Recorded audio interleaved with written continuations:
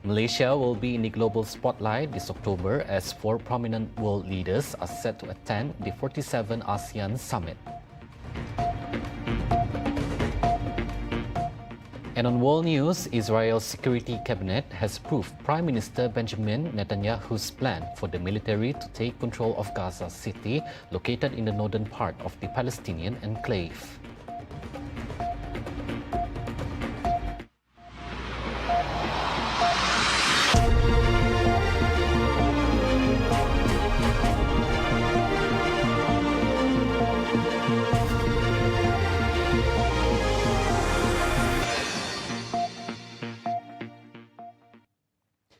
The Malaysian Anti-Corruption Commission (MACC) has reiterated its commitment to intensifying investigations into high-profile cases, including in Sarawak, especially those involving abuse of power, bribery and false claims related to government projects.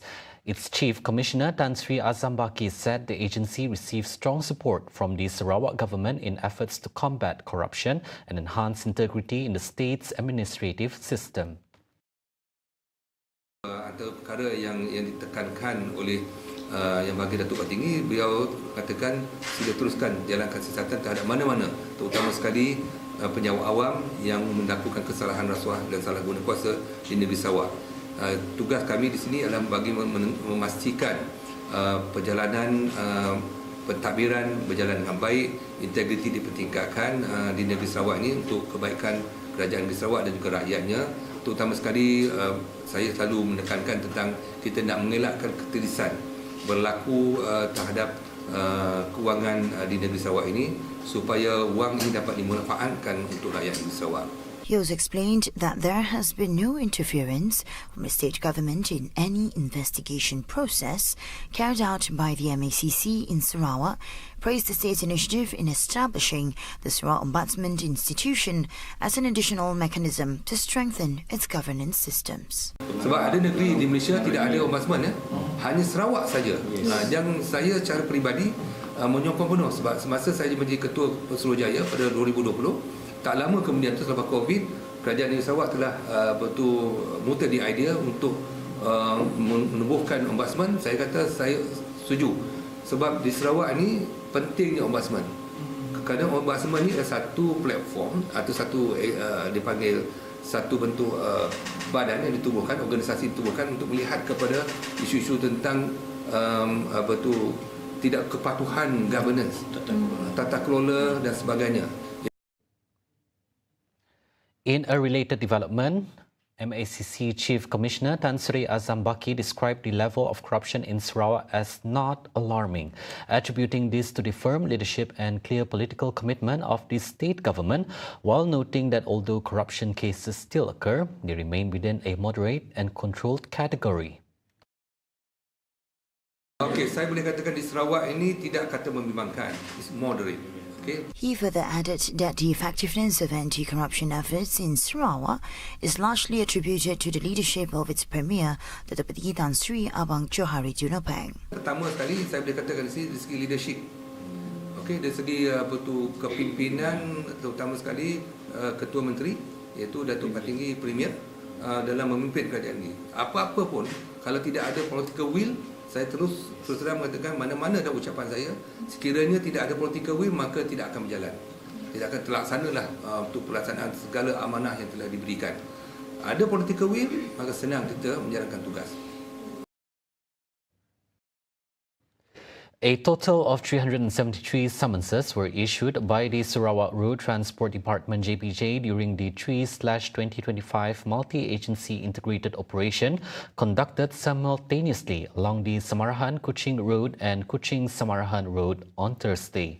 JPJ Sarawak said the operation, which was held in conjunction with the luxury vehicle operation, focused on enforcing compliance with laws, including valid road tax and insurance coverage, particularly involving luxury vehicles. JPJ also seized 27 vehicles, 23 motorcycles, 1 commercial lorry and 3 multi-purpose vehicles, including 2 luxury cars, for serious offences such as expired road tax and lack of insurance coverage. The operation involved 70 personnel from various agencies, including JPJ, the National Anti-Drug Agency AADK, the Traffic Investigation and Enforcement Department JSPT of Sarawak Contingent Police Headquarters, JSPT Kota Semarahan, and the Malaysian Anti-Corruption Commission MACC. Police through JSPT also issued 145 summonses, while AADK conducted 22 urine tests, with 8 individuals testing positive for drugs, 7 for methamphetamine and 1 for cannabis. Police in Miri have taken a major drug trafficking syndicate, arresting a 32-year-old local man and seizing narcotics worth nearly 240,000 ringgit during a sting operation at Miri Airport on August 4th. Miri District Police Chief Assistant Commissioner Muhammad Farhan Lee Abdullah said the bust was made around 10:40 p.m. at the airport's arrival hall by a team from the Narcotics Criminal Investigation Division.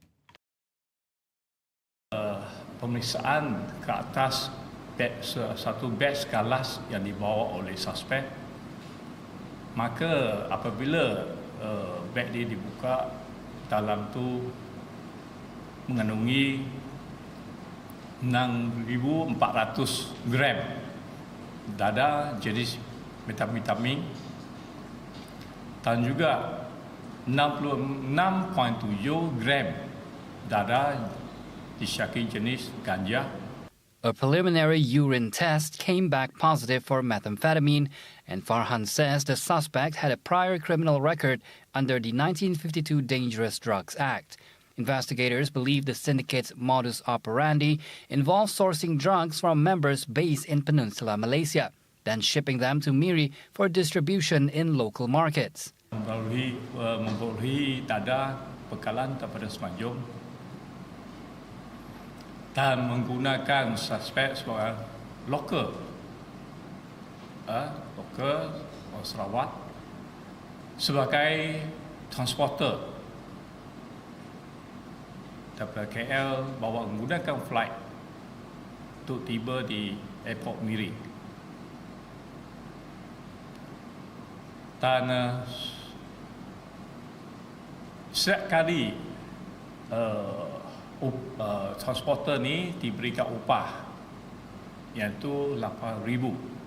The suspect is being remanded for 7 days from August 5th through the 12th as police investigate under Section 39B of the Dangerous Drugs Act. That's a charge that carries the death penalty or life in prison, and if not sentenced to death, at least 12 strokes of the cane. Farhan thanked the public for intel that helped lead to this arrest and is urging anyone with information on drug trafficking to call the narcotics hotline at 012-208-7222 or the Miri District Police at 085-432-222. The Pan-Borneo Highway, the main lifeline of transportation across Sabah and Sarawak, is now being spoiled by a small group of drivers turning it into just personal mobile trash can. Built at a cost of hundreds of millions of ringgit, this stretch of road doesn't connect districts to towns. It's also a symbol of progress and rural development for Borneo. But now that beauty and purpose are being tarnished by motorists who toss their garbage without a second thought. From food scraps to cigarette butts, trash is being tossed out of car windows without a hint of guilt. Even more alarming, some are dumping larger objects, like old tires and garbage-filled plastic bags, posing a real danger to other drivers. Litter strewn on the shoulder or in the emergency lane can block rescue vehicles, cause accidents, and even attract wild animals. The Pan-Borneo Highway was meant to be safe, efficient, and clean, built with modern rest stops, emergency lanes, and clear signage. But none of that matters without a shared sense of responsibility from the people who use it. Real change will only come when the community steps up, not just as road users, but as guardians of this highway. Malaysia will be in the global spotlight this October as 4 prominent world leaders are set to attend the 47th ASEAN Summit.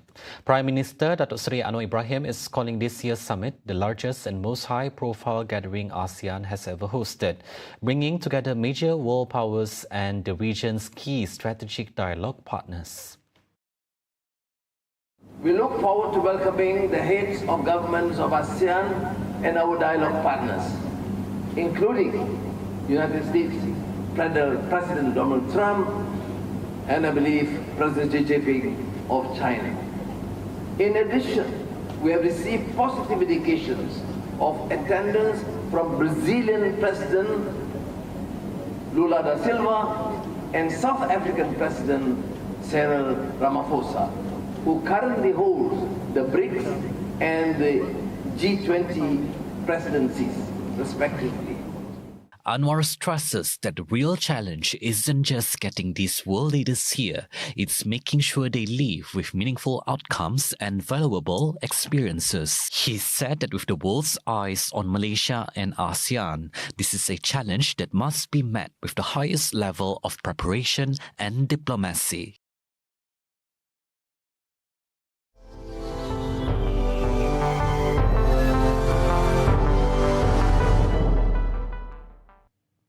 On to world news. Israel's Security Cabinet has signed off on Israeli Prime Minister Benjamin Netanyahu's plan for the military to take control of Gaza City in the northern part of the Palestinian enclave. The move marks a major escalation in Israel's war on the Palestinian territory and is expected to force tens of thousands of already exhausted and starving residents from their homes as famine conditions worsen and humanitarian aid remains blocked from entering. In an interview with Fox News, Netanyahu said Israel has no intention of governing Gaza and would hand over control to an unspecified third party. Well, we don't want to keep it. We want to have a security perimeter. We don't want to govern it. We don't want to be there as a governing body. We want to hand it over to Arab forces that will govern it properly without threatening us and giving Gazans a good life. That's not possible with Hamas. The only way that you're going to have a different future is to get rid of this neo-Nazi army. The Hamas are monsters. An Israeli official was quoted as saying the planned operation will involve the forced displacement of all Palestinian civilians from Gaza City to the central camps and other areas by October 7th. It's unclear how many people still remain in Gaza City, once the largest population center in the enclave before Israel's war, which has now killed more than 61,000 Palestinians since October 2023. Hundreds of thousands fled the city under forced evacuation orders from the Israeli military in the early weeks of the war, but many returned during a brief ceasefire earlier this year. A major ground operation there could drive out thousands more and further disrupt food deliveries to a territory already gripped by famine, where nearly 200 people have died from starvation and malnutrition. ليش هذا كله؟ ايش الجريمه اللي ارتكبها الشعب الفلسطيني يا امريكا عشان توصل الى المرحله هذه؟ لا وبيجيك نتنياهو كمان بيهدد انه هيحتل، ما تحتل يا اخويا، هو انت خليت يجي وراك، هو انت خليت يجي تشريد وجوعت الناس، موت وموت الناس، تشريد وشردت الناس، شو بدك تعمل بعد يعني؟ شو بدك تعمل اكثر من هيك؟ شو ضايل يعني؟ بتهددنا على اي اساس؟ على اساس انه احنا مرفهين وعايشين وبدك تحرمنا من اساسيات الحياه، ما احنا محرومين من كل شيء، احنا الاكل مش لاقيين. And those were the updates on TVS Nightline. I'm Lorenzo Isaac. Thank you for watching and have a good night.